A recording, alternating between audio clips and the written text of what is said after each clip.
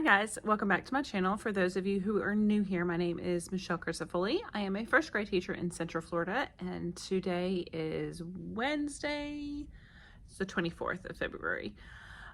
So a lot has been happening, and I'm sorry that I haven't been blogging. I actually did vlog last week, but other stuff happened, so let me catch you up.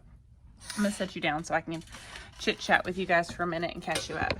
And I feel like I'm just saying this over and over and over this year is, you know, oh, there's my stapler, hold on. I feel like I keep saying this over and over and over this year that, you know, update and this is happening, and I feel like it's just that kind of year. So I explained to you guys back in September that I was getting a new little friend, and we had to have a safe spot for my little friend, and the certain things had to be in place for my little friend. And for a very, very long time, my little friend had wonderful days. And then things went downhill, and then we put some strategies into place, and we tried some techniques to help coping and stress, and all of those things worked. She was doing really, really well. And then we come back after Christmas break, and we just noticed some different changes had been happening. And it's been basically since like the middle of January time, but the last really 3 weeks solid, we've had lots of different things happening with my little friend. And so we had to have lots of meetings, and we had to have an extra person in here to kind of support the other students and help. And so I haven't been able to film a lot because of those things going on, because I would be in either meetings during my break time or planning time, or I was visiting with other teachers during those times. So I just have not had very much time to film. My little friend is not in my room anymore too, and without divulging very much information, because I don't feel like that I need to do that. Just things have happened to where she's no longer in my room or in our school. So lots of changes going on. I also lost another student who moved, and then it just feels like my room is not as full for some odd reason. So I'm excited to try to rearrange. So I filmed last week my rearrangement of my classroom. I took a ton of stuff out. I'm actually gonna be taking some more stuff out today because I don't need the stuff anymore. As of right now, I'm going to just take the stuff down to the spare room that we have down the hall. Because you never know, I might get a new little friend that might need the safe spot or might need an extra desk or something. But as of right now, I'm going to take some stuff out, but I'm going to flip you around and show you. I was just going to insert the video from last week that I took, but I talk a lot in the video of what changes we're making and why I'm taking things out because of her. So that doesn't apply anymore. So I'm going to flip you around. I'm going to show you what I've updated, what I've changed, and what else I'm taking out. So I'm gonna do that real fast. Okay, so this was my little friend's spot. That desk I'm gonna take down the hall because I don't need it there. It's just gonna be in the way. That was, it's actually my son's quiet spot. I'm not gonna take that home. I'm just gonna take it down the hall because, like I said, I might need a new friend. I was going to remove this table and flip this around and then put like these shelves on the back of that and then flip my table. I just feel like that's too much. As of right now anyway, it's a little too much. I might do that again later on. But to flip this thing around, because all the cords are so tight back here, it just takes a little bit of effort. I still want my students to be able to do writing. I was going to take this table out because that's just not been a possibility. We haven't been able to do it. I don't know why that box is back, so that's strange. But I'm gonna go ahead and have one person over here each day, because it's a table I can wipe it down at the end of the day, and then they can do writing. And we're going to try that. We're going to see how that works. And then, so what I did, so like you can see that not much has changed over here, but all of this is going to be gone. And then over here, I removed my bench seat that was kind of jutted out here, and I hung some hooks. One here, one there, and then there's one over here. They won't really need those anymore because I've lost 2 students. So 2 of those people are going to come and have their own cubby. I'm going to rearrange some numbers.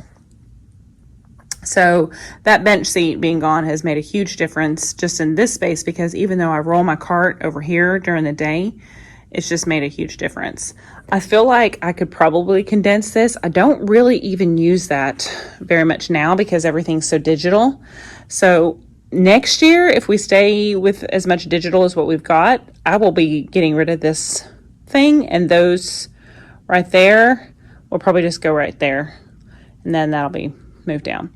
But I'm not going to do that yet because you just, as a teacher, you just never know. So that stays.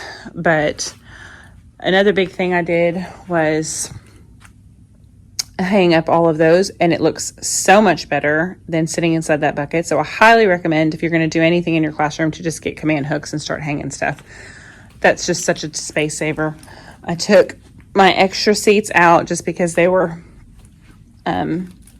it just looked messy. And then my rolling cart that I had just sitting over here, which I specifically bought to do dual classrooms, so kids at home and kids in here, I took that out. So, I mean, there's a lot of other things I wish I could get rid of. I literally feel like, let me flip you back around. So there's a lot of other things I wish I could do. I literally feel like I could have either a whole nother classroom full of stuff completely set up because I have so much stuff, or I could have like a half classroom and storage unit or something. I just feel like I've just got so much, y'all.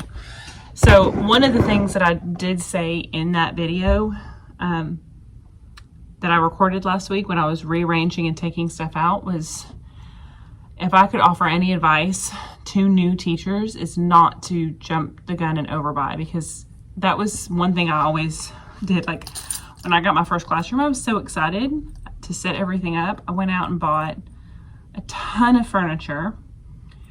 We all know as a teacher that you don't have a lot of stuff that's provided to you by a school unless you just happen to get really lucky. You get, you know, whatever tables or desks for the classroom and the chairs and the teacher desk.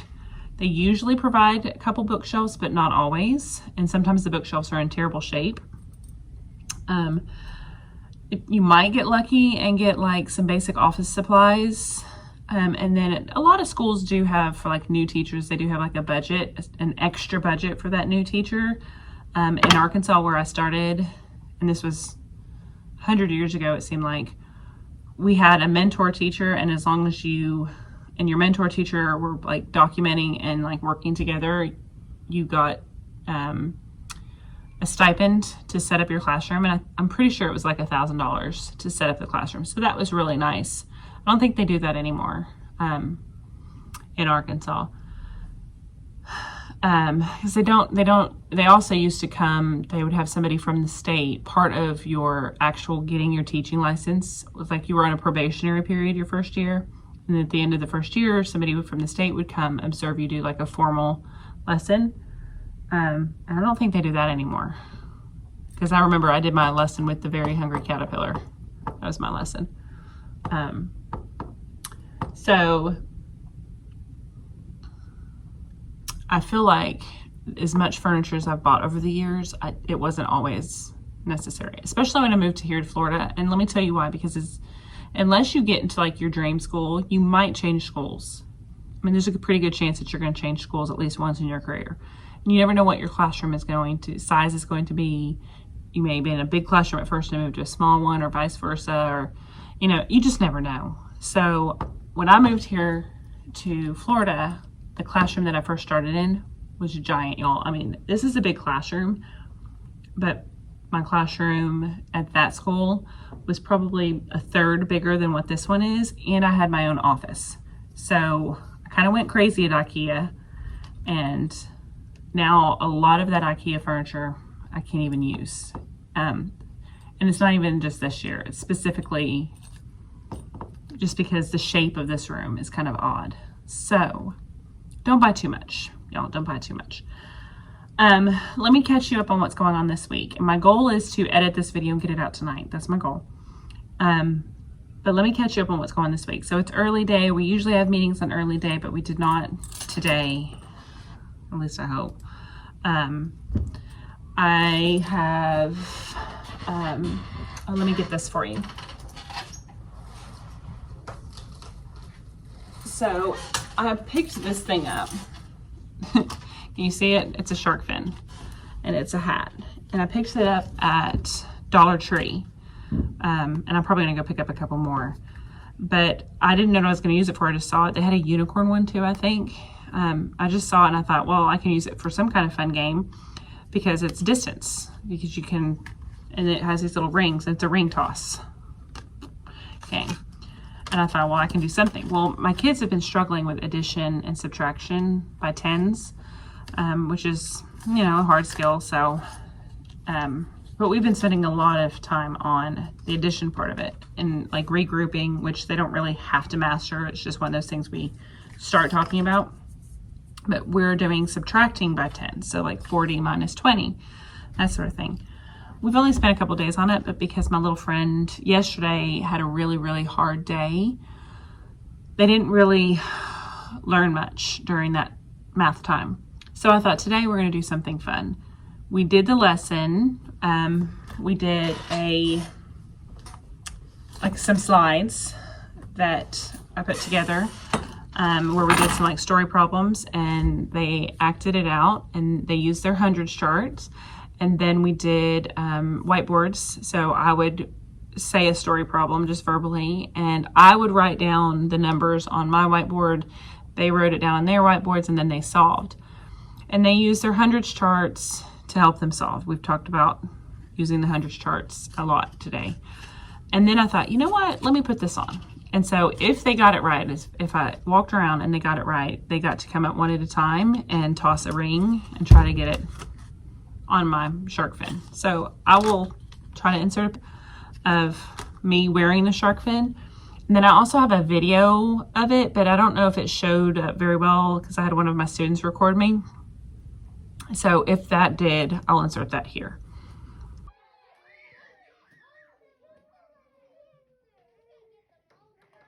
All right, stand on the blue dot. I know I'm not going to get this. You got 4 tries.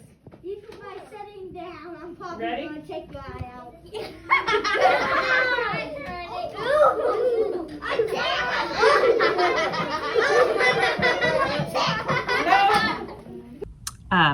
So it was fun and the kids had a blast. And for like, if it's torn up, which it kind of is starting to, like you can see the top, I'm probably gonna go buy all of that they have because, you know, I'm the shark teacher. I'm teacher shark. So they just thought it was hilarious. And I didn't plan it. It was one of those very impromptu, we're sort of kind of getting this, so let's make it fun type of things. It's one of those, I do my best thinking on my feet anyway. I hate trying to plan lessons out because I never think of that kind of stuff. So that was fun. And so if you find stuff like this, I definitely recommend doing it because they were able to stand. I have a dot on my floor where they line up. They stood on that dot. I stood 3 dots down and I sat in a chair and like ducked my head down and they were able to toss it and they got it like pretty close. They didn't get it in. So that was fun. And it might be something like you could do, like you could buy them all for your whole class and they could take turns each and that could be like a fun game, a reward day or something. Or you could just have, you know, a few, or you could put it on your head. It was just really, really fun. So I think we're going to do more stuff like that. And then in reading, oh my gosh, y'all, we're doing Inventors this week. And so I've been reading the book Maggie Moon. If you've never heard of it. Oh, Maggie Moon. It's fantastic. It's about a little girl who goes to these boys in a junkyard, and the boys are like bored silly until Maggie comes along and she shows them what wonderful creative things they can invent from the junk in the junkyard. and they just play and use their imaginations. So we've been reading that one, and we've been talking about fiction, characteristics of fiction books, and we've been talking about the character of Maggie Moon and what kind of person she is and analyzing her character. Well, today we read a story called The Most Magnificent Thing, which I couldn't get my hands on a paper copy of it, so I downloaded it from our library, our local library. I just got the ebook, and I read that to him today. And what we're doing tomorrow is we're going to be looking at vocabulary first of all, but we're also going to be comparing the two characters, because she doesn't have a name in The Most Magnificent Thing, but her character, she keeps like struggling. She struggles throughout the whole book to try to do this invention. And Maggie doesn't have that struggle. So it's a really good book to compare the two characters, because they're doing the same thing. They're inventing something, and they have that action of inventing something. But the characters themselves are very different. So I'm hoping they really make some good connections tomorrow when we compare the two characters. So yeah, I've had a helper in my classroom, one of our support staff people, and she's graduating soon to be a teacher. And so she's been in here helping. So it's been fun to have her, because she's really, really good at what she does. She's really picking up fast, like different things and techniques, and she's learning a lot, but she, just about like student behavior and stuff, because you can't get that out of a book sometimes what the students are doing. But she's really good. So it's been exciting to have her in class with us. So that's where we're at. I hope you guys have all been wonderful. I'm going to grade some papers and try to catch up on a few things. I have a little friend who has been out for about a month now, because he had a procedure done at the hospital, so he couldn't be at school. So he came back today, so I'm going to get some of his stuff together, his paperwork together, and so that he can take some more makeup work home tomorrow and grade some papers, and I will check in with you guys in a little bit. Okay, friends, so real quick, I wanted to show you this website that I found. I can't remember. I think it was on TikTok, Teacher TikTok. Somebody shared this, but I don't remember the person. And if I can remember, I will definitely give them credit and link them down below. But then the website is wordwall.net. I'll put that real quick right here, wordwall.net. And it's a game website where you create great games. So I just wanted to show you the game I just created. So I told you we were working on subtracting tens. So this is the old-timey whack-a-mole. So it gives them an introduction, tells them what they're going to do. You're going to hit the moles that are correct, and it gives them a guide. Hit me, not me. So once they get past that little introduction, then they go to level 1, hit the moles that are correct. So they're having to hit all of the, and you do this yourself. You enter the answer, like the problems in, and they have to do it themselves, and then they go through levels, and you pick how many questions you want, right? So I'll show you, let me stop it. I'll show you how to do it. So you go to create an activity, which is right there at the top, and then you got all of these things. Now we use this maze chase, which is like Pac-Man. So I'll create one with that one. So you enter in the problem. So let's say you want to do 80 minus 50 equals blank. And then you put in the answers, 30, and just select yes. Let's say you want to do 20. You want to do 60. Okay, so I usually just do 3 and then click done. Just to give you an example of what this looks like. So it's old-timey Pac-Man.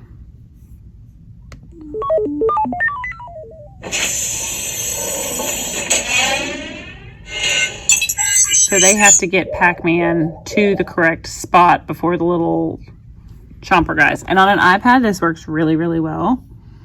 So I'm going to go up, I'm going to go down, I'm going to go up, I'm going to go over. On a computer, it's a little bit more difficult, but You see what it does? And so you could go put in as many as you want to, and it gets like the puzzle part gets more difficult as you go on. So, I thought it was great, and I just embed it into, see, these are the ones I've done. I've only done a couple, and I've just embedded it into our stack right there. So they click on it, and it takes it directly to that page that's already embedded. It's super easy to embed. If you want some more information and for me to show you how to do it, I will definitely do it.